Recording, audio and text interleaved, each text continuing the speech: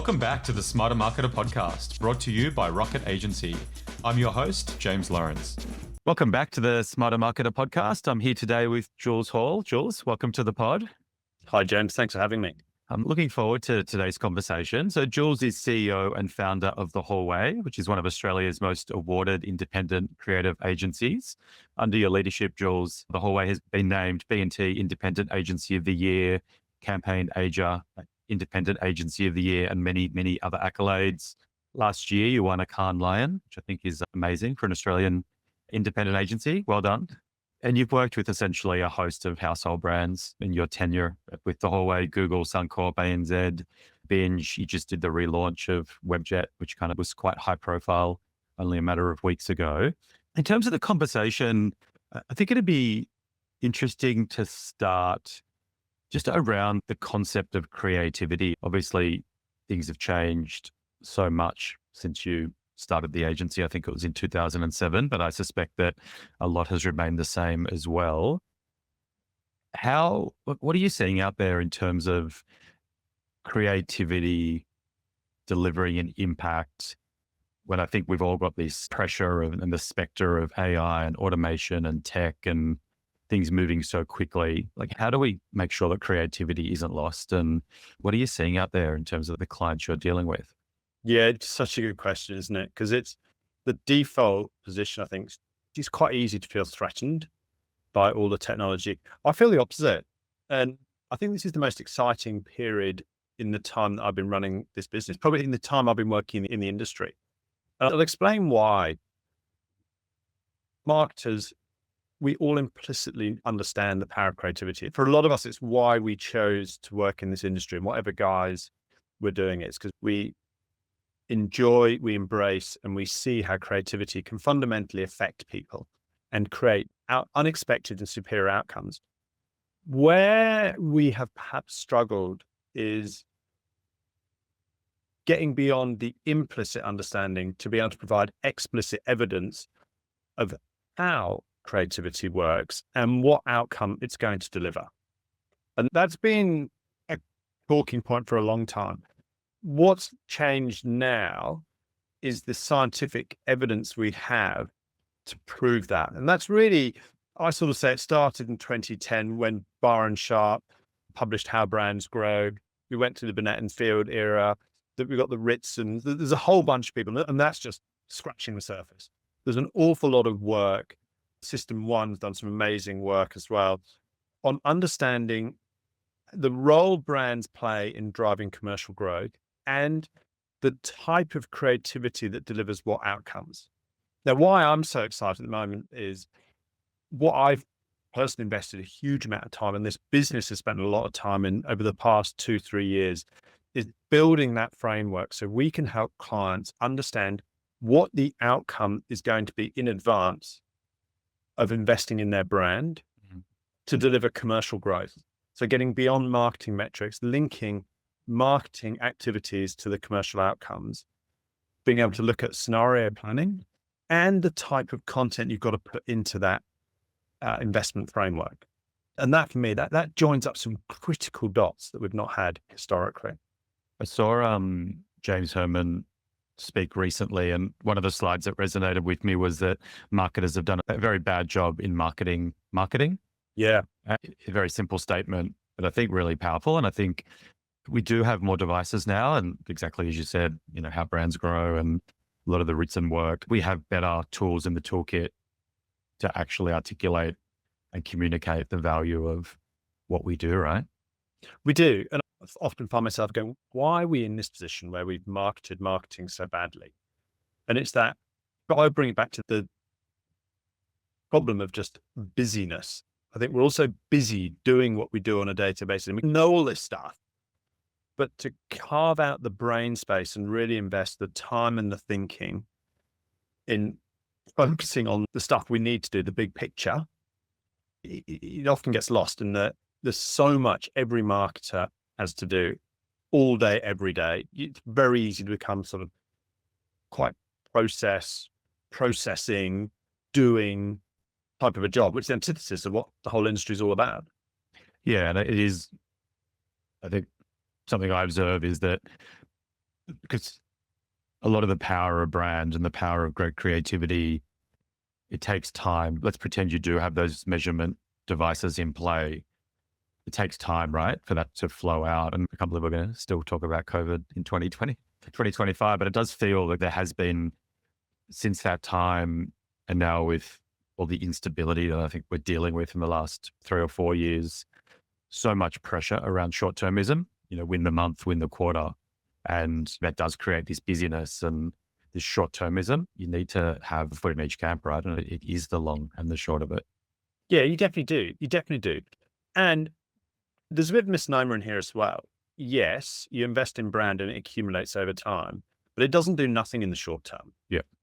It does something immediately. The trick is understanding what it's going to do and being able to communicate that to other stakeholders and being able to link those shorter term observations of your brand investment to the mid-term commercial outcomes it will deliver, and not using the words trust me. Yeah. I think one of the things that we have to move beyond, it's past its sell by date, is the big creative reveal, the ego that trust me, this is the answer. We've got data. We have to put data, turning up to the CFO and going, trust me, drop $10 million on this campaign. You can't communicate that to shareholders. That's not commercially responsible. And that's not at odds with creativity. Being able to show up to that conversation with, here is the idea. It's right because these are the insights that led into it. This is the audience we're communicated to. And it will deliver this return on your investment because of the linkage points. That's commercially responsible. What are you seeing in terms of how are the best marketers that you work with setting themselves up for success internally? Like, how are they creating that culture to get that buy-in and to then get the latitude to be able to back creativity? What are the practical things they're doing? The best marketers are brilliant at marketing themselves. It's a bit like, we've all had that analogy of the swan. It's gliding seemingly effortlessly across the surface, creating amazing work in this instance, delivering highly effective campaigns so effortlessly. There's the bits we don't see that are enabling them to be in the position to do that kind of work. They've built the business case numerically. They've got the right measurement framework in place to give them permission, to earn their permission from the business to do that kind of work and to invest the money that's needed because they can show the outcomes it will deliver. And that empowers them to then focus on the bit we all want to focus on, which is creating the great work. And I think it's an interesting observation just around the busyness, right? And I think this applies to all of us, even outside of marketing, right? Personal lives, whether you're in a different role than marketing, but it is often the urgent comes at the expense of the important, right? And I think great leaders outside of marketing, outside of business, often they have that more visionary tier, don't they? Where they have that ability to see the long term and see the big picture, but then also deliver on the details as well. And it's so hard though, James. Like, we all know that, don't we? But I don't think there's probably anyone in the world that thinks they've nailed that. Like, being able to, what's it, quadrant 2, important, not urgent. Yeah. Is the place where real change happens. But trying to get out of the important, urgent quadrant. I literally have it written on my screen, focus on the important, not the urgent. But my personal asana is still filled with the 15 things that I have to get done to keep the household and the business going in that particular day. Yeah. And I personally, this is a bit of a sidetrack. I find as I get like this time of the year, we're all generally a bit more fatigued, tired. At a personal level, the more sort of worn out you are, the easier it is to default to that important, urgent, because you get a sense of satisfaction that you're getting stuff done. Yeah. Versus the important, not urgent. I think that's not at all out of place. I think it's a great comment because I think it is our personal life impacts our professional life, right? And you do need to have a bit of balance there to give yourself the breathing room to focus on the more important. I can't help but when we fired up recording this, you complimented me on the very professional setup that I had. And I remarked to you that if I could show you what the rest of the room, it doesn't look like that. I feel like that swan. Right. It looks good from here. I was impressed. Look, it's so cliched, but I'd be fascinated to talk to you about Because I think we've talked there broadly just around the importance of creativity and the bigger picture and connecting it to business outcomes and that type of thing. At a more practical level, like you, you lead one of the most respected independent creative agencies in the country. You've been around for 2 decades. From a like actual pragmatic viewpoint, like where does AI sit? Because I think there's just such diverse thinking around it. And I speak to clients and or non-marketers and it's just AI. Like, how do you feel? Like, how's your team using it? Is it as good as the hype merchants are suggesting it is? Is it helping you move through things faster? Do you use it at all? Do you see it as a threat? Like from a actual doing the work type perspective, I'd be fascinated to hear your perspective on it. My personal view, AI sits front and center in this agency. Yep. Does it sit front and center of creating the work? Not necessarily. It sits front and center of this business. I didn't used to be in that position. 2 years ago, I think my honest reaction, I don't know if others felt this way, I felt pretty threatened. I was like, oh man, I've spent 20 years building my career doing it this way. This new thing's come in. Oh my God, I've got to learn a lot of stuff here. But like fundamentally, I got the time and energy. I just felt very overwhelmed. What we've done is we brought expert specialist skill into the business. And that's people who've got the right one particular person that we brought in who's owning the role of AI in our organization. They've got capability and they've got attitude. I think attitude/aptitude, we're all learning. So where do I see AI adding real value in the agency business? The only reason clients come to agencies is to get something from them they can't do themselves. Yeah. That's generally, for a business like this, it's come up with creative or media ideas that are going to materially move their business forward. So they're spending money to get the outcome. They want that process to be effective, of course, because that's how they know they're going to get the outcome with the right checks and measures. Our job is to collapse that distance from A to B. How can we, as rapidly as possible, get to not just the idea, not the media strategy, but the outcome off the back of it? So where AI has a massive impact is on ways of working. The role of human creativity at this point in time remains. Our ability to come up with new ideas, original thought is superior to AI at this point in time. But there's a whole bunch of other distractions and stuff and things that have to be done in agency business. And there's a remarkable amount of complexity for what's conceptually quite a simple business. So how can we use AI to remove that stuff that takes time? Like we're having a conversation an hour ago about the briefing process. An organization needs to sell more of a certain product. Or an ask goes to the marketing department. How do we grow from point A to point B, which results in writing a brief for an agency, talking through it, responding. Oh my God, like you've already seen, there's so many steps at this point. How can the agency be involved earlier on in that process? There needs to be enough checks and measures, and different types of organizations require different amounts of checks and measures. Yeah. But collapse process, take as much process out of it as possible so that we can get from here's my need to here's the answer. We exist in this industry where LinkedIn is just this kind of speculation bubble and people projecting what the future will look like. And, you know, you look at projections that were made 2 years ago and they inevitably turn out to not be right. But I would be interested in your view. I remember, I think it was last year, Dave Droger at South by Southwest, and they've invested so heavily in tech and AI, et cetera, was making the point that the tech will never come up with that idea that makes the hair on the back of your neck stand up, right? And that is human creativity and the ability to tap in, I guess, into the zeitgeist and what it is to be human. But then I look at the advancements of the technology and like the system ones and the testing of responses. And at this point, AI is this kind of, and we have a very similar perspective at Rocket to yours, your top level takeaway of AI, right? Like it's technology and embrace it.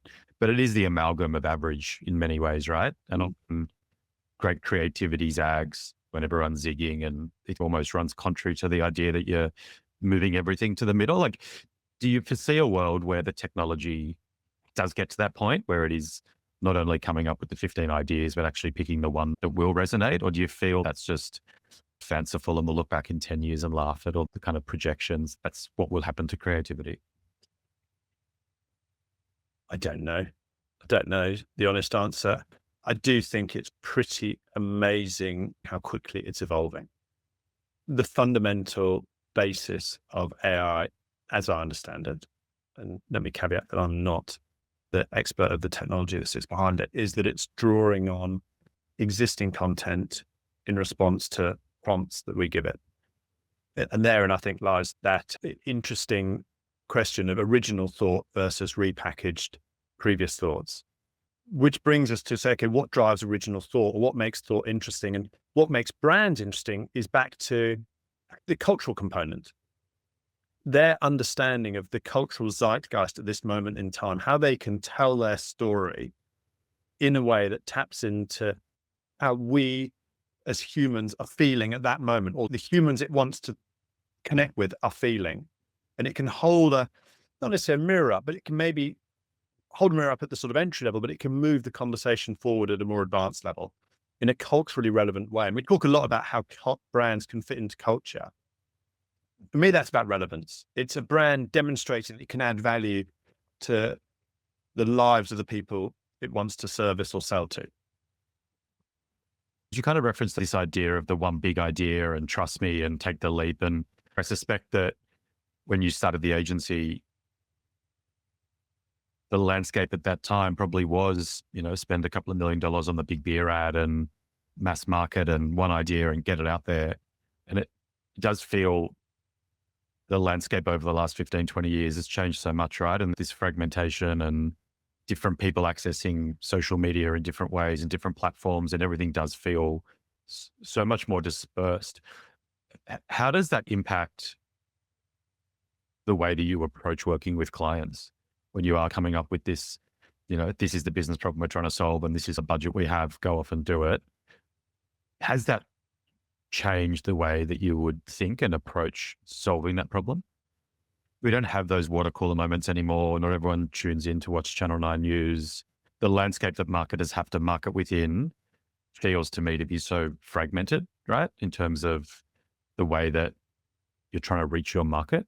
So when you're coming up with those ideas and how to execute, the differences from how you might have been doing that 15 years ago. You are right. I agree with that. The media landscape's fragmented. The cultural landscape's fragmented as well, particularly within social media, where you've got communities that have got nuanced cultural references and context that matter a lot to them, but others outside that community may not know so much about. So I think that's very interesting for brands. The flip side of it is, if we do the right research, we can get amazing visibility into what matters to people. We can find those communities, we can understand what they're talking about and sharing. And if that is the audience that we see as the growth driver for our brand, it gives us an amazing amount of material to leverage to understand how our brand should show up in a way that's relevant to those people. So where it's perhaps more interesting is where you're going from that broad reach. And I think even then, the big cultural themes, even though we don't sit around the TV on a Sunday night as a family watching a show and see the ad break, the big cultural themes still bubble to the surface. There's enough dialogue that humans still have in the real world to share what they're talking about, be it a show that's trending on Binge or a particular form of humor that's circulating, whatever it is, those things bubble up and can be leveraged. Yeah, cool. It's an interesting perspective on that. Can we talk about the journey that the Hallway went on in becoming B Corp certified? I guess kind of the why of it and what that process was like, the effect of doing it for the organization. Yeah, totally. It's interesting, sort of little segue, maybe put that in context, was I think we originally started talking just after the Fat Cats campaign came out, which was B Corp's first brand campaign globally that launched in Australia and New Zealand. So B, And you did that work, right? Is that yeah, right? we did, yeah. And so that launched in September this year. It's really cool. Maybe we'll try to include a link in the show notes because I was watching that in prepping for this conversation. It's really cool. Yeah, and it's delivering amazing impact. So that's delivering a 6x return for the investment versus baseline results you'd expect at a brand level for B Corp. So we're super pleased with how that's going. So why did we get on the B Corp route? This is really, really important. This was about our corporate governance. It was about the way we wanted to run our business. And we wanted to run our business in a way that was good for and to the people that work within it, good for the community that exists within, and the world that we share with everyone else. And we wanted to be methodical in how we went about that. We wanted to run a business in a good way, fundamentally. What we were very attracted to with B Corp was it gave us a framework of criteria we had to focus on, standards we had to meet in different areas, from simple things like our energy suppliers, down to more complex and sophisticated areas like the policies that we have for our people. And it's a very holistic framework. You get scored and you have to keep improving your score. Once you've qualified, you meet certain criteria, you have to keep improving your scores to stay B Corp certified. What B Corp is not for us is about us flying a flag and beating our chest because we're B Corp. It's us making sure that this business is run in an ethically and socially appropriate way. And how do your clients respond to that, or prospective clients? Is it something that is a conversation that you're having through that process, or is it something that you do keep a little bit locked away within the hallway itself? It's probably between the two is the answer. I could definitely talk about it more. The reason I am considered in how I talk about it is we don't believe that every single brand in the world should have a cause-related or socially conscious-led purpose. Many brands don't actually deliver on that, can't deliver on that. And in some instances, it would be weird if they did, and that was their flagship narrative. But every business should run itself in an ethically appropriate way. That's very, very important. So what I don't want people to think is, ring the hallway and I'm going to get a social purpose-led brand platform. That's what they specialize in. Some brands, that's appropriate.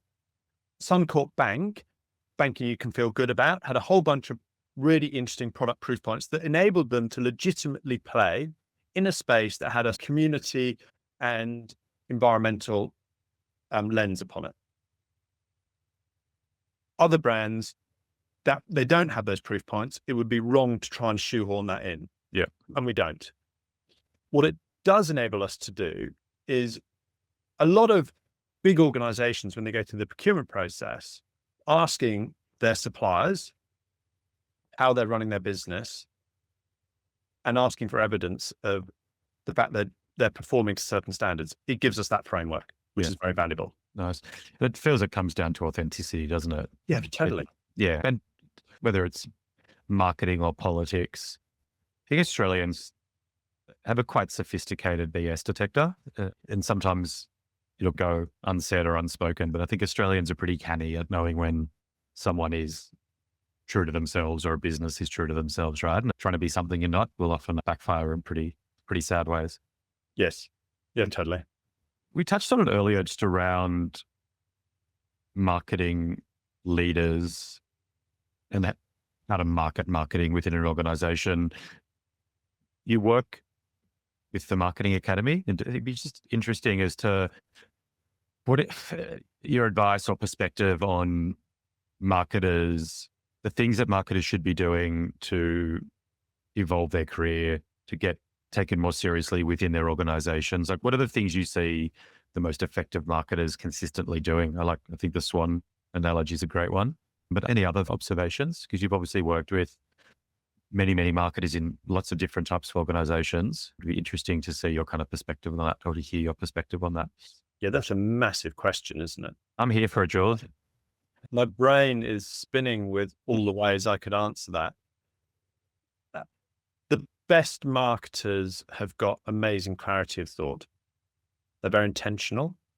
They've got a clear understanding of what their personal success and the organization's success looks like.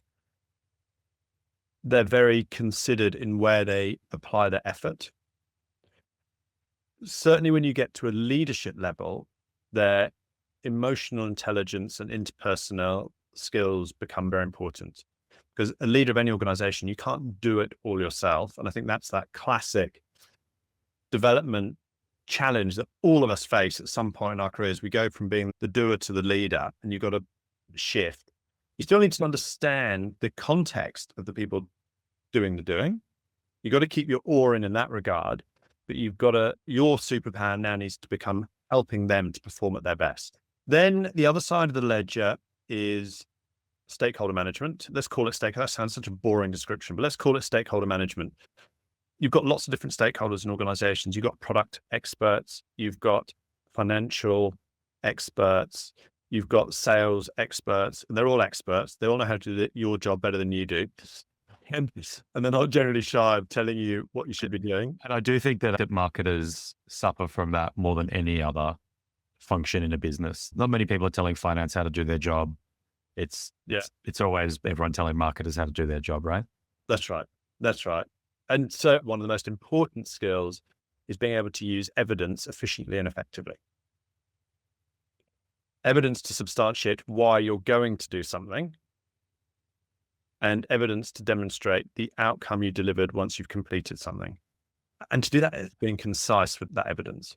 It's a good takeaway from the most junior marketer to the most senior, right? Because I think it's whether if you're at the junior level and you're trying to convince someone above you that you want to run a very small social media campaign to do X, that might be the biggest thing you have in your control at that moment, but still evidence backed, how we're going to measure success, etc., versus the CMO at a listed business and having to deal with a skeptical board, right? And I suspect you're probably not getting to that point without that ability, but it is something that you can apply on a smaller level and a larger one. Well, this is why we've rebranded our business in the last 6 months. And that's been a very considered, and there's probably been 3 iterations of our brand in 20 years. And this is the 3rd one, to calculated creativity. Creativity is still the most important thing we do as a business and as an industry, because that's the magic that people fall in love with. It's what connects brands to audiences. It's what shifts behaviors. It's what makes people do things they perhaps didn't expect they were going to do. But the calculator component is what makes businesses comfortable to commit to the investment that's required to do the great work. Maybe that segues, maybe it doesn't. I remember in my very first job in the early 2000s, we were dealing with Webjet, like way back in the beginning. And for whatever reason, I've always just used it as my platform for comparison, and particularly domestic flights and whatever else. But it was never lost on me that, I don't know, the brand and the website, but it still had the same feel from about 20 years ago. So Not anymore. Yeah, exactly. And obviously just talk about as much as you can. But I think it's always a brand that I personally have always felt quite warm towards, and a brand that, I don't know, feels Australian and has kind of, I'm not sure if that's true. There might be a New Zealand presence, I'm not sure. But just, if we could talk through how that piece of work came to be and what the rollout has been. Is that the end of it? Is there more? But obviously only reveal what you can. So it's been a huge program of work. It started over 12 months ago, and it actually was driven, the whole program was driven by a shift in their business. So they have historically had a B2B component and a B2C component of the Webjet business. The B2C is what the customers experience, the website you talked about. They demerged the 2 businesses and created 2 separate listings on the ASX, B2B product and a B2C product. The B2C product was given a mandate to double revenue over a 5-year period. They brought in a new group CEO, and that had all happened before I got the phone call. And I've known the guys over there for a long time. And we've done a fair amount of work in the OTA, online travel agency space, over the years with different brands. And the brief that we got initially was, we've got this growth goal. We need to understand where we're at today and work out how we're going to deliver on it. So McKinsey came into the process fairly early on. We collaborated pretty closely with the guys at McKinsey. We brought in a research partner, fed a bunch of the McKinsey questions into that, which helped with the audience sizing that we were doing. The big outtake from that was exactly what you just said. Australia's got it's got high levels of awareness. The product maybe not perceived to have evolved as much as it could have done. And that was actually the product behind the scenes is really, really smart. It's more the veneer on the front end that we see, the slightly dated logo, the interface design that was creating a slightly unfair perception. So we went through the process of who is the audience that's going to drive the growth, what products they're going to buy. In parallel, McKinsey were doing a bunch of work to evolve the product suite that Webjet had. Once all that was locked down, we went into the process of writing the brand strategy. How do we need to position the brand to win the hearts and minds of this new audience that we've identified? Then we went through the process of refining the brand identity.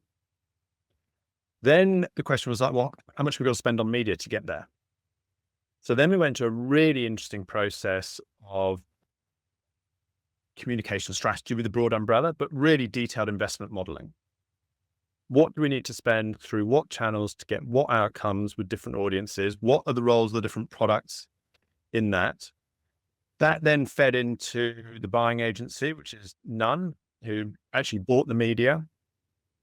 In parallel, to inform that, we did a lot of interrogation of Webjet's historical sales and marketing data. So we looked at when they'd run different types of communications, top, middle, bottom of funnel, what outcomes they'd seen at a sales level. Mm-hmm. We looked at what the linkages were so that we could create frameworks and models so that we could then start to create informed investment scenarios and commercial outcomes. That gave us different options, enabled Webjet to decide what type of investment they wanted to make based on the outcomes they were after, which then informed the content that was ultimately created and fed into the ad campaign. So that very high level summary of a 12-month program of work, which has led to Webjet's first real fundamental brand evolution in its 27-year history. That's really cool. Is it too early for any kind of data in terms of? Numbers are categorically going in the right direction. It's a really good example of where you've got clarity of the different metrics and how they relate, that a brand investment does have short-term impact, but it's what short-term impact it has and how that correlates to the medium and longer term growth that you're trying to deliver. And I think Ritson says, I'll probably mangle it, but it's great long-term marketing can have short-term results, but rarely does great short-term marketing have long-term results. Yeah, that's right. The paradigm there. Also, and this is outside of my necessarily field of expertise, but from a layperson's viewpoint, it also just feels like a reworking that still pays homage to the original brand. It isn't completely lost, which I think is a nice thing. I'm so glad you said that, because we spent an awful lot of time talking about, everyone remembers that the mouse that was a plane. We talked about the mouse plane, and it was like, are we more mouse or are we more plane? And we did a lot of testing, and as part of the calculated creativity framework, using Ideally and other research partners to validate the brand identity at different stages we're going through before we committed to final execution, so that we were moving it forward, but we weren't breaking from the past, because that heritage is really important to that brand. Mm-hmm. And we wanted to not walk away from it. We wanted to build on it and extend it and create the springboard for the next chapter of growth. Because I think I might have seen it before I knew that you guys did it. And I've definitely had a really positive kind of just initial response, right? Just as a punter. How do you win a Cannes Lion? I'm very curious as to how, maybe less the actual, what's the process? How do you do it? How did you feel after it happened? Well, the process is quite straightforward. You've got to create something really good and pay a load of money to enter it. The bit in between those two that's relatively complicated. So the lion we got last year was in the design category, and it was for a piece of work we did called the cardboard cake. And it was we collaborated with the Celiac Institute of Australia and with a gluten-free bakery called the Whole Grain Bakery. And I've actually got one of my daughters is celiac. Some other guys in the agency had celiacs in their family. Celiac is extreme gluten intolerance, and it can come with or without symptoms. My daughter's asymptomatic, but what it does is it collapses the villi in your intestine, which means you can't absorb the nutrients, which has got all sorts of potential long-term impacts. So it's really, really important that celiacs don't eat gluten. I don't think gluten is fine, but there's complexity in that, and it's not massively understood. And one of the big problems is and this was really interesting insight that came out of some of the early research. A lot of gluten-free food can be quite bland. And sometimes a common accusation that came out was it tastes a bit like cardboard. Mm. And, anyone that's got a gluten intolerant or celiac in their family, particularly if they're a kid who just tell you how it is, may well have heard that sort of description or similar words. The Whole Grain Bakery had set out to create gluten-free food that was just as delicious as normal food. And they focus on baked products, cakes and treats and so forth. So we collaborated with them to create a cake that looked like cardboard, but tasted like a beautiful cake. And it turns out it's quite hard to do that. I could imagine, yeah. And it was, so you had to, how cardboard's got those sort of sandwich construct where you've got two layers and you've got sort of the reinforcement, irrigation in between, which we recreated with pastry, and how you can create it thin enough to be authentic, but still retain the corrugations. And we did not get that right on day one. Yeah. Many days later, we got something that was pretty amazing. And the design work that went around it, the craft that went into that, it's a really good example of the power of great craft to lift a really good idea to a very, very special place. And then what were the channels that went out onto? And I think we'll try to include a link to that as well in the show notes. It'd be good. Yeah, definitely. It's the DM.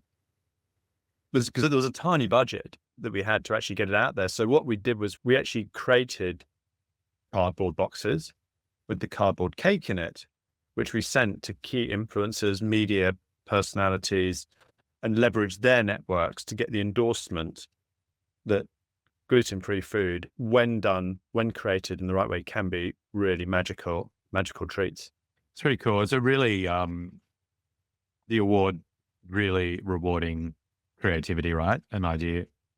Yes. Yeah. That's what Khan does so well. The work that gets up there it's the purity and the quality of thought and the integrity of the execution that you've got to have. Like, it's such a high standard. Everything's amazing. And when you go to Cannes and you walk around the displays they've got of all the work, and it's just, everything's so, so good. Like, in Australia and New Zealand has historically done very well on that stage and punched above our weight, which makes me so proud of what this market is able to achieve against much bigger markets with many more people and much more budget than we have at our disposal. It's quite a funny segue. Literally the last thing I was going to ask you, and maybe you've answered it, maybe you haven't, is it's been, I guess, 18 years since you founded The Whole Way. What are you most proud of? The thing that I get real satisfaction from is maybe this is a bit boring, but it's the outcomes we deliver for our clients and how it helps their businesses, their careers progress. I get a real sense of satisfaction from that. And that's made possible by the brilliant people that we have in this business and how we're able to work together to deliver those outcomes. And in turn, those people seeing their careers progress and then develop as humans. Like, I suppose that you could bring that back to the human outcomes, I suppose, is what I get real satisfaction from. It's a great response. Jules, thanks so much for coming onto the podcast. It's been a very enjoyable conversation with you.